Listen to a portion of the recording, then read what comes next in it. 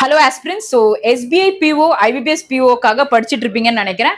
So OBC certificate எப்படி வந்து apply பண்ணணும் அப்படின்னு சொல்லிட்டு நிறைய பேர் திங்க் பண்ணிட்டு இருப்பீங்க. ஸோ இந்த ஷார்ட்ஸ் வந்து கண்டிப்பா உங்களுக்கு ரொம்ப யூஸ்ஃபுல்லா இருக்கும்.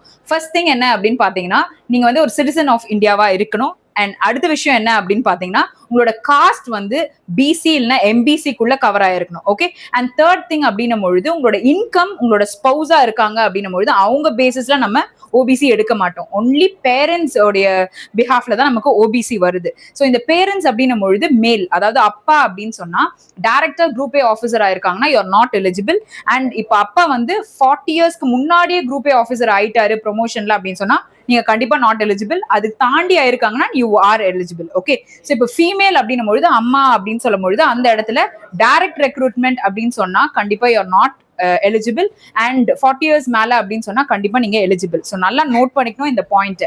அண்ட் ஃபோர்த் திங் அப்படின்னும் பொழுது ஏஜ் ரிலாக்ஸேஷன் நமக்கு 3 இயர்ஸ் கிடைக்குது. அது இல்லாம நீங்க பார்க்கும்பொழுது பீரியட் அப்படின்னும் பொழுது இந்த எக்ஸாம் பெர்ஸ்பெக்டிவ்ல 1st ஏப்ரல் 2025ல இருந்து 31st மார்ச் 2026 வரைக்கும் இந்த பர்டிகுலர் சர்டிபிகேட் இருந்துச்சுன்னா it will be better. Okay.